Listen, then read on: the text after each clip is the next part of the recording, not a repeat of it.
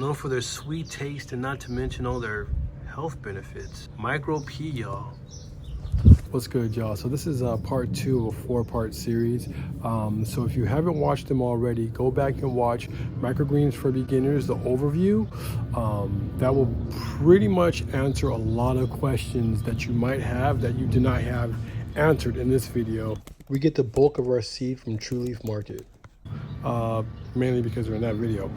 Also, there's Microgreens for Beginners, sunflower. I go over everything in sunflower. There is a bit of overlap, therefore there might be some stuff in that video that I do speak about microgreens in general that didn't make it in this video as well. So I would definitely suggest going into that video. Let me know what you guys think, and I will talk to y'all soon. Don't forget to rate and subscribe. Oh yeah, and share. Helps out a lot. I can't believe how much it helps out. It helps out a lot though. Thanks y'all for doing that. And if you haven't done it, give it a shot. Talk to y'all soon.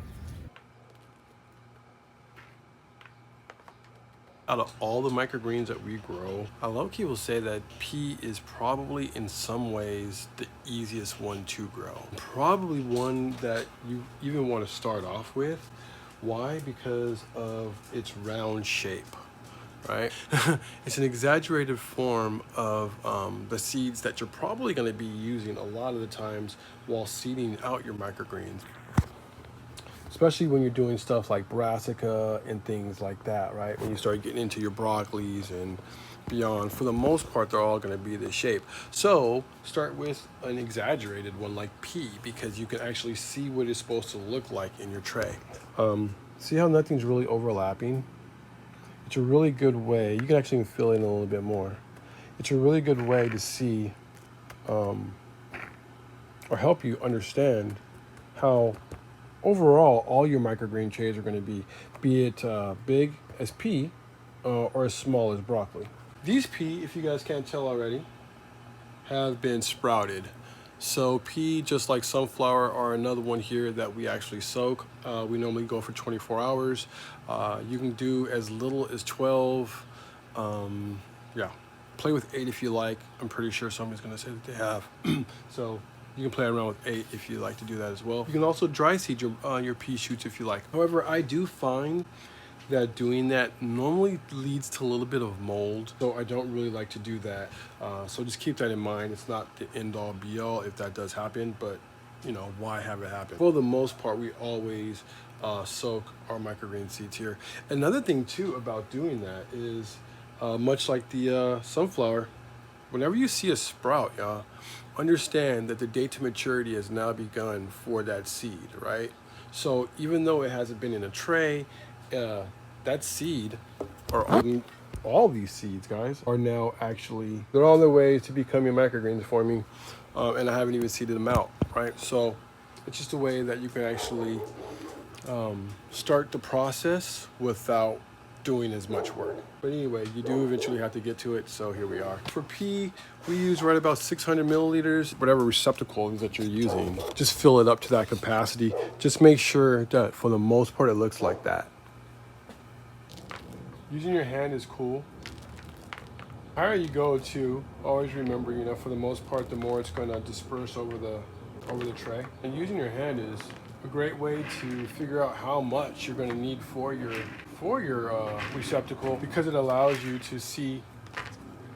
Sorry, I'm trying to do 2 things at once. It allows you to see exactly how much you need, without really going over exactly what it looks like. But for us, it's right about 600 milliliters, and that is for a 1020 tray. That's these guys right here.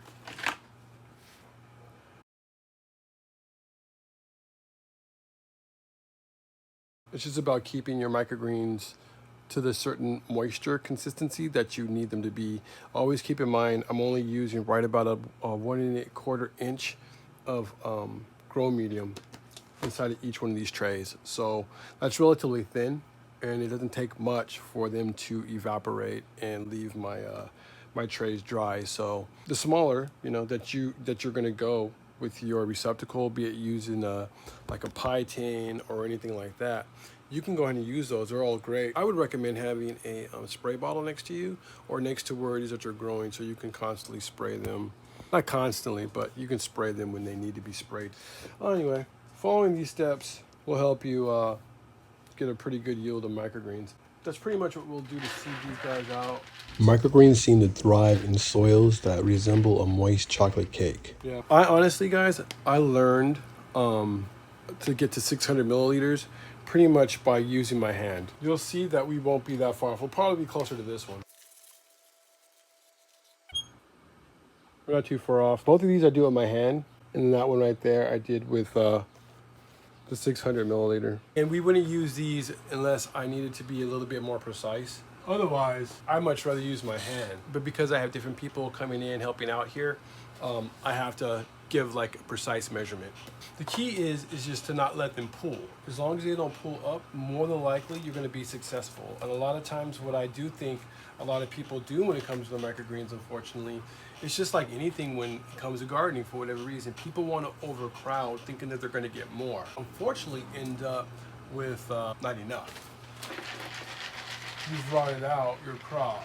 Kind of just want to have enough seed. You want them just to kind of touch one another. You almost want them to look like they're locking into one another. That's why I like pea, because you can see it so easily with the pea. When it comes to pea, it's not actually the fastest one around here. Pea normally takes right about 14 days most times of the year. I normally will have a sweet spot like right around now when I can get pea to turn in about 9 days and keep it on par with everything else around here. But for the most part, pea is right about a 14-day turn. Kind of keep that in mind with your pea.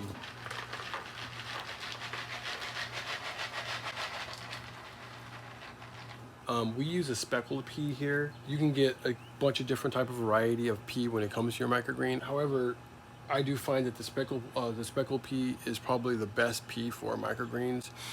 There are some other, like when you want to go into the dun pea or you go into the tendrils, a lot of those seem to be a little, I don't know. I always feel like they're a little bit of a softer seed. We can get into that later. They seem to absorb a lot more moisture. So those seed, if you were gonna soak those, I would probably say to soak them far less than 24 hours. In fact, I think 24 hours is way too long. So with those seeds, if you were gonna soak, maybe hang out around the 8-hour mark, maybe a little bit less, just to see if you can't get those things to pop and then put them in. If not, just go ahead and seed those guys out dry, but just kind of keep in mind that they are prone to molding. That's what I found in my area. We're gonna go ahead and stack these guys up. We always go 6 high here.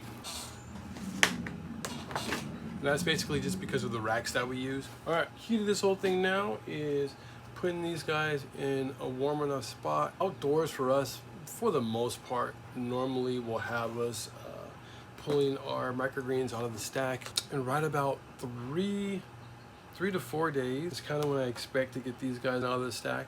Can get down to 2 days for the pea, but out of all of them, man, pea seems to be my most temperamental when it comes to that kind of stuff. They just need a little bit more time. But as soon as you get them up, pea, yeah, is by far the least temperamental of all of them. Very low mold percentage. They just like to grow. You always want to make sure you cover them up. Now outside, you know, I guess we'll just show you. I'll show you what I do.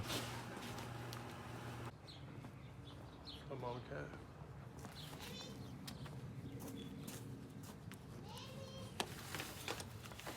Now here we are. We're just gonna put another tray on top of that tray. The one thing that you do want to kind of keep in mind, however, when doing this or stacking like this, is that you use the trays that do not have holes. If your trays do have holes, a lot of times these microgreens will grow into this tray, as well as this microgreens, the microgreens in this tray will grow down into the other tray. So as long as you don't have holes, you should be cool. A lot of people will also use bricks for this.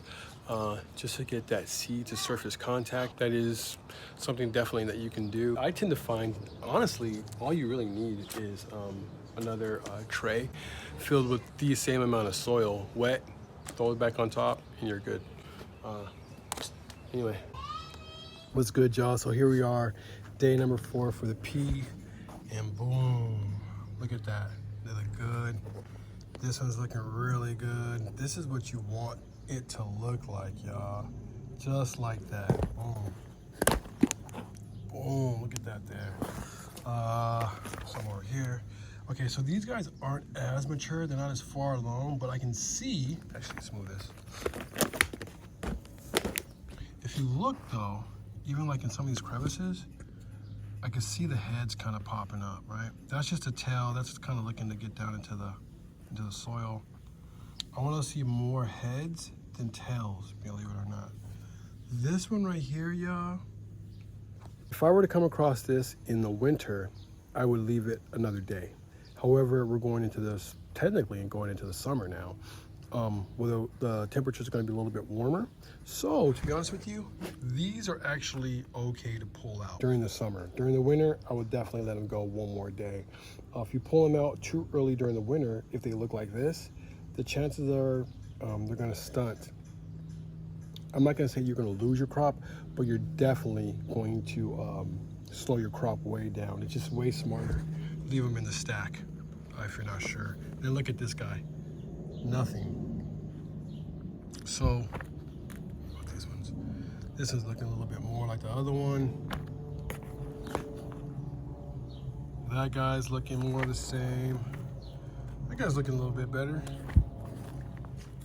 That one's way better. That one's way better. That one's way better. Stack right here, we'll go ahead and pull out. This stack will pull out. These ones, I'm gonna re-water them and then put them back in the stack and let them go like one more day. There's a couple things that could have gone wrong here. One, there's not enough moisture. This one right here looks like there's enough moisture in it, but nevertheless, we'll still give it some more water. In fact, let's start unstacking these guys. Two, so this is kind of the one, you could probably use a little bit more moisture. Looks like some of these things kind of fell into.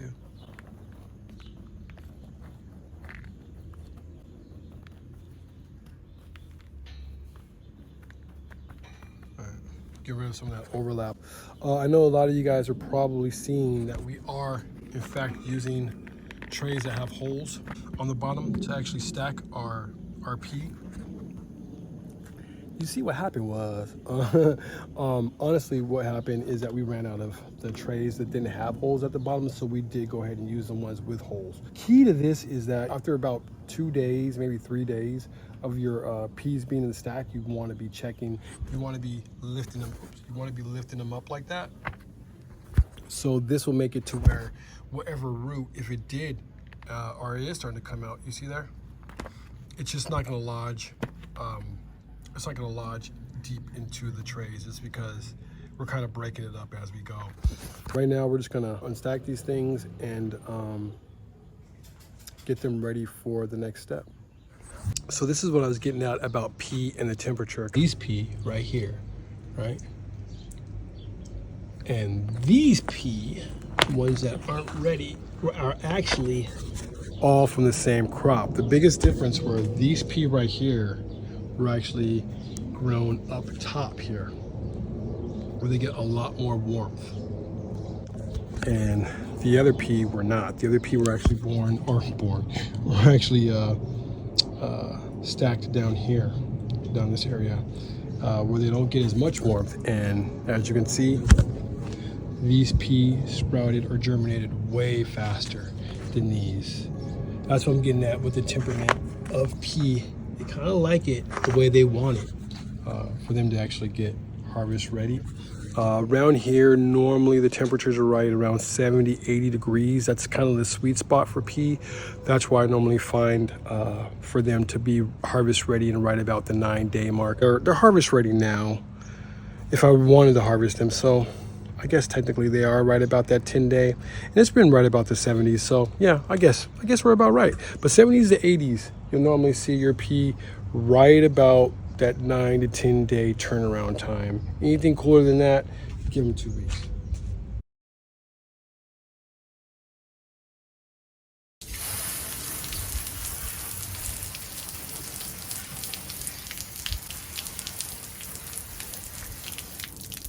What I'm doing now is looking for the one that's least sprouted and putting it on bottom. followed by the one that's a little bit more sprouted, up to the one that has the most sprouts. We'll cap it off with another pea. All right, guys. So for all intent and purposes, this is pretty much a harvest-ready pea. We will allow this to go a little bit longer, maybe like 2 more days, just to get it to its full 14-day. Actually, we might even go 15 days with these guys.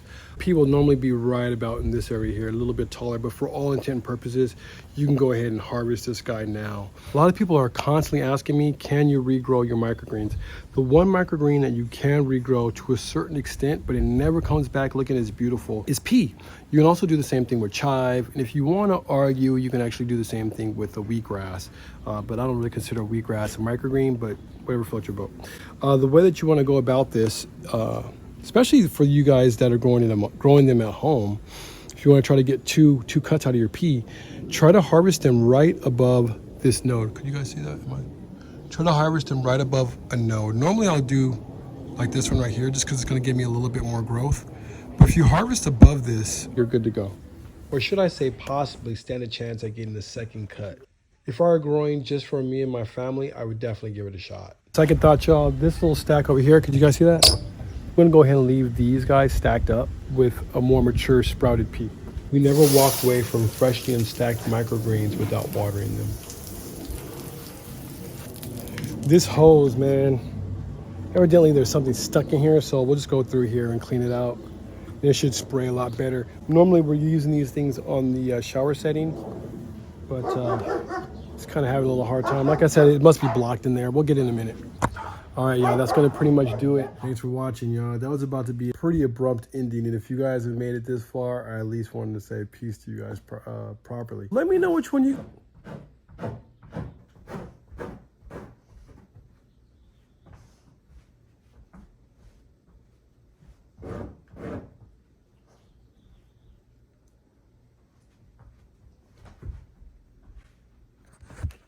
So let me know which one you guys want to see next, y'all. There's 2 more to go. There's broccoli, and then there's a radish. I'm about to get involved like Otis. I'll talk to you in a sec, man. Peace.